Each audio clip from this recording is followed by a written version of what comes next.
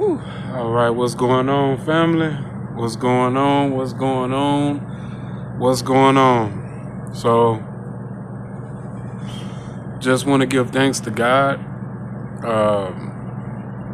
You know, blessings ain't gonna fall out the sky. You know, rain may fall out the sky.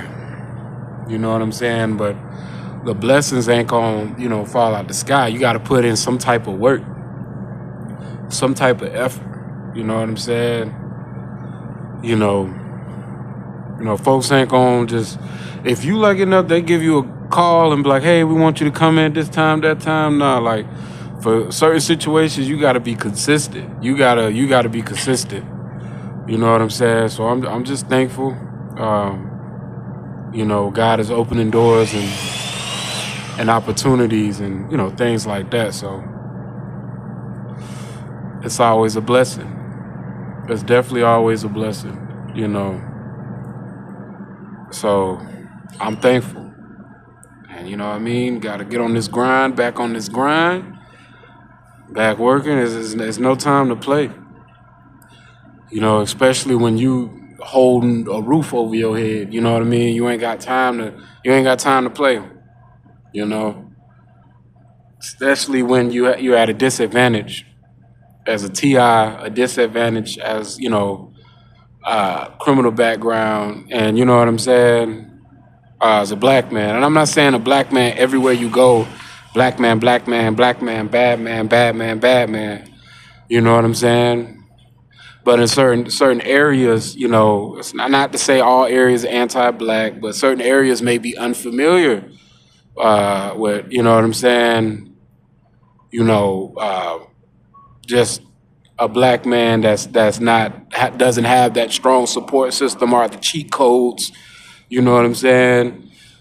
Because usually in certain unfamiliar grounds, it might be some black people, but guess what? They connected somehow, some way. You know what I'm saying? They're kind of productive in the things that they do, or they're just passerbys, truck drivers, or just visiting. They going about their way. So for a person that doesn't have the support system or the cheat codes, but is still trying to legitimize his moves and everything he do, it hits different. You know what I'm saying? Because usually black man in the situation, if they got a criminal background, guess what? You know what I mean? By the struggles of society, even if he wants to try to do right, if he doesn't have the right mindset, he has a carnal mindset, he's going to get warped back into some type of criminal activity. Not saying he's just going to go full-fledged gangster, but he's still going to do dirt. You know what I'm saying? And my thing is, I ain't trying to do no dirt. You know what I'm saying? You feel me? I'm not trying to do no dirt. I don't even care if I'm Joe Dirt. I'm trying not to do no dirt. You know what I'm saying? That's just how it got to be. And I know as long as I'm staying focused, doing what I need to do, and attracting like-minded people, having self-control, you know what I'm saying? Knowing what I prioritize, knowing what is important, knowing what is valuable. You know what I mean? You have to always constantly remind yourself that every single day. You know what I'm saying? Every single day. You have to remind yourself. You have to be thankful.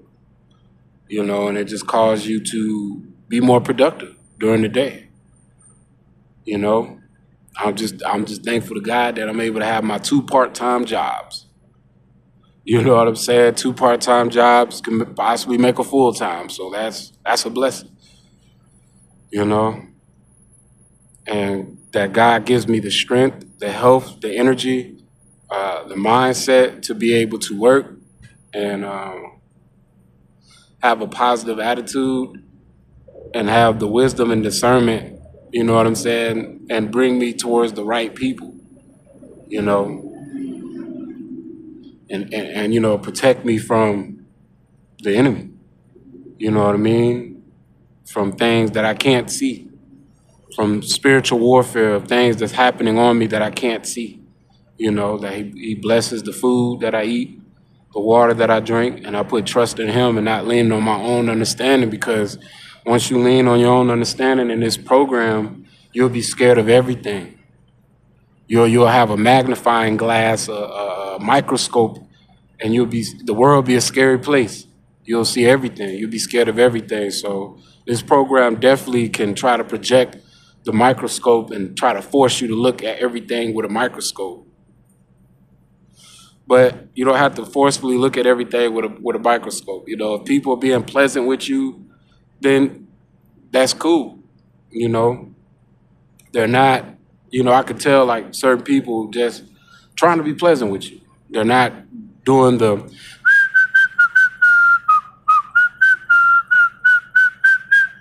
like everywhere you go, and it's not like a I'm working whistle. It's like you know what I'm saying? This guy, little loony, type whistle. You know what I'm saying? That they're not doing that. You know, they're not doing a lot of the hand gestures. They might do a little stuff, but you could tell they're trying to be pleasant. It's just all integrated in society. So it's like you have to look past the minuscule tactics. You know what I'm saying? You have to learn to look past the minuscule tactics because it's inevitable. Everybody's gonna do the tactics, even people who love you. I don't know why. This is just the way it is. You know what I'm saying? Or it's just what we've been sensitized to. But the the pattern recognition of those who do it aggressively. You know what I'm saying? Now you understand the pattern recognition and the controlled infrastructure of the gang stalking, the spiritual warfare 2.0. Now you have to understand the pattern recognition of aggression. You know what I'm saying? You'll be able to, if you've been in this program long enough, you'll be able to tell the difference of the passive tactics, which you just, you know what I'm saying? Hey, you have to adapt to the passive tactics, but you have to find a way to navigate around the aggressive tactics too. Now, when I say aggressive, I don't mean hands-on, anything like that. They're not doing that. They're waiting on you. They got to do things in unprovable ways. So the aggressive is like they continually want you to see it. They continually want to be known. They giving you the energy that they don't like you. It's like an energy like that. You know what I'm saying? Like you're just like you just feel like you're a scum of the earth around these people. That's what they want you to feel, and it's an aggressive, amount of energy coming towards your way. You can feel it. You know what I'm saying? When it's that, then it's just like that's when you put your guard up and stuff like that. I'm not saying that you want to lie, family. I'm not saying that you should want to lie. You know what I mean?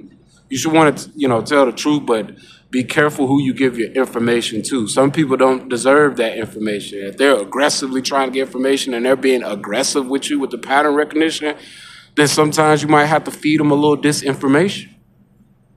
You know what I'm saying? Especially when you in this program, you might have to feed them a little bit of disinformation. You know what I'm saying? They don't need to know everything. But for the passive people that's passive with the routine, and it seems like they have a concern and they really trying to help you. You know what I mean? You give them the truth. You know what I'm saying? And then certain people, you don't give them any. If you don't feel comfortable with giving them disinformation, don't give them no information. But you know what I'm saying? People want to play around like, hey, what type of music you listen to? I'm like, hey, shoot, Drake, Ja Rule, you know what I'm saying, 6ix9ine, you know what I mean? You got to throw them off. They're going to be scratching their head like, hey, like a lot of people stopped listening to 6ix9ine because, he just ratted on his whole gang. You know what I mean? When that court system got on 6ix9ine, he turned into Daniel Hernandez real quick. You know what I mean? All that gang stuff went out the window real quick. You know what I'm saying? All that gang stuff went out the window real quick. And that makes me think, just to kind of vent a little bit, the New York gang is different from the LA gang. Like, it's different, They like certain people may think, oh, the New York Bloods the same as the LA Bloods. Like, no, they're not. The LA Bloods don't go off the star system. That be the New York Bloods, and they hit Georgia hard too. You know what I'm saying? Because once upon a time, Georgia, where I'm from, they didn't have a lot of gangs and stuff like that. It was just where are you from? You know what I'm saying? It was more on the territorial thing, like people from Atlanta, the city. You know what I'm saying? They don't like people out in the small cities or small towns. You know what I'm saying? People with beef like that. Even in Atlanta, the West Side used to beef with the East Side and stuff like that. They used to look down, like the East Side now is probably a little more violent than the West Side, but the West Side of Atlanta looks way more grimy. You know what I'm saying? And now the East Side, they got they respect and stuff like that. You know, but then like outside the city, they really go hard, even from juvenile to, you know what I'm saying, to jail. You know what I mean? Like they had a big beef with Atlanta and Savannah. You know what I'm saying? Even Savannah's like South Georgia. Like certain people may think that's like a little country town, but them boys don't play. Them boys down there in Savannah, they like the Louisiana of Georgia. They don't play. Seaport, them boys they don't play. But it's been a big beef with Atlanta and Savannah. Well, I don't know how it is now, but it used to be. Macon, Macon don't play too. The MacTown, them boys don't play. Especially when some of the I guess the OGs from California done migrated out of their state and was just putting people down. I guess they got the green light to put people down, and then that's when a lot of the gangs just start growing. I would say like a lot of the Bloods just popped up because I just remember when I was young, it was a lot of GDs and Crips when I was young. And it was Bloods too, but it was like a whole lot of GDs and Crips, and everything else was just cliques, and people were just dancing. It was cliques. I mean, but they would fight. It was like a lot of fighting going on, tall tees and a lot of fighting going on. But then ever since the Lil Wayne era, when Lil Wayne came out with all this unblooded, boom, boom, boom, and Lil Wayne came out, Lil Wayne caused a huge impact on Atlanta. I wouldn't just say Georgia, but I know specifically for Atlanta. Since Lil Wayne got into the picture and stuff, after Drought 3, all I know is everything just started, the blood just started going crazy.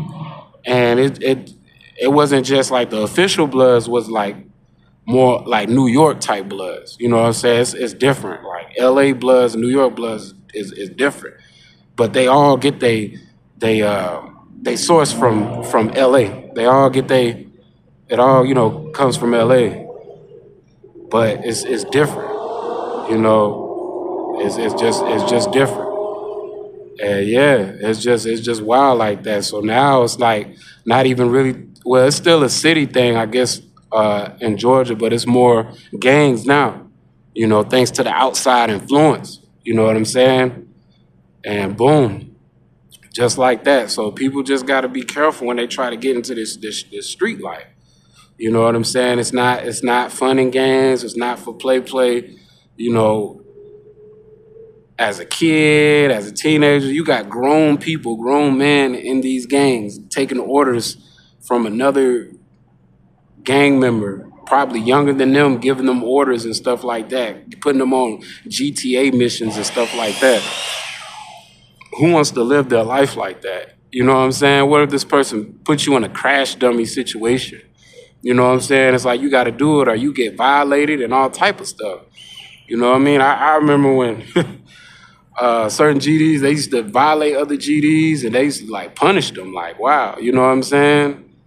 You know, you a grown man, but you got another grown man punishing you like a child. You know what I'm saying? And certain people, they just get in gangs because they be afraid, to get locked up by themselves or the community. They do it out of fear. Some people do it out of cool who's not like in that type of environment. They just do it to look cool, to get like status because rap music and stuff. But a lot of other people in these communities, they do it out of fear. They do it out of fear, especially getting locked up and stuff. You know what I'm saying? Once you got the gangs or even like a lot of people convert to being a Muslim. Because when they convert to being a Muslim and stuff like that, they get their protection from the Muslims. and they get their protection in these games. I didn't mean to vent out like that. I just would kind of want to drop that there, but just to say, like, that tough guy lifestyle is out the window. Just like, you know what I mean? You just have to be careful with the people that's being aggressive to you. What information do you feed them? You know what I mean? What information do you feed these type of people? If people just act like they really want to help you, you know what I mean? You give them your genuine, yourself. But people want to play with you and stuff like that, still try to pull you in that tough guy bubble. Then boom, you just show them that you're not a tough guy. Simple as that. You don't care about what people perceive you as. You know what I'm saying? With that being said, I gotta go. Peace.